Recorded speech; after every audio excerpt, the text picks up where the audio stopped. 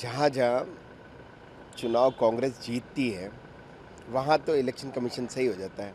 ये केरल की बात क्यों नहीं कर रहे हैं? केरल में ये इतने अच्छे बहुमत से जीते हैं, तो ये केरल की बात नहीं करके केवल और केवल कैसे हम जहाँ हमारी हार है, वहाँ अपनी बौखलाहट ज़ाहिर करना, जनता के जनमत को स्वीकार नहीं करना, लोकतंत्र का अपमान करना, ये नहीं देखते किस तरह से टीएमसी ने वहाँ 15 सालों में जो गुंडा राज, जो कटमनी, जो भ्रष्टाचार, जो महिलाओं के प्रति जो इस प्रकार से वहाँ पे दुर्व्यवहार हुआ है, आप वहाँ जाके देखिए, वहाँ की स्थितियाँ देखिए। मैं खुद स्वयं लोकसभा चुनाव में वहाँ रहा था, तो वहाँ की स्थितियाँ बद से बदतर थी।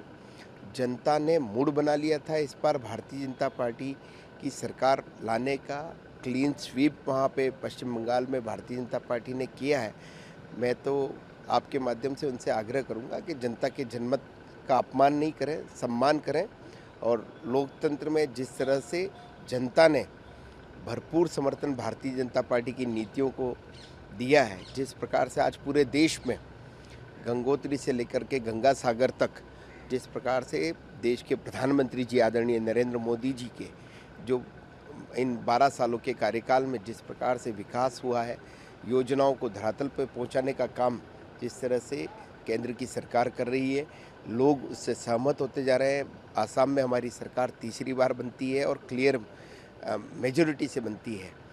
कहीं न कहीं हमारी नीतियों की ही वजह से हम लगातार रिपीट भी हो रहे हैं और हमारा काम का विस्तार भी हो रहा है। हम केरल में भी हमने अपना वोट शेयर ठीक किया है, तमिलनाडु हो, हर एक प्रदेश में हम आगे बढ़ रहे हैं, हमारी नीतियों की वजह से बढ़ रहे हैं। ये केवल और केवल जहाँ जीत जाते हैं, वहाँ चुनाव आयोग ठीक हो जाता है और जहाँ अगर ये हार जाते हैं तो ईसी पे ठीकरा फोड़ने की इनकी पिछले 5-7 सालों से परंपरा है।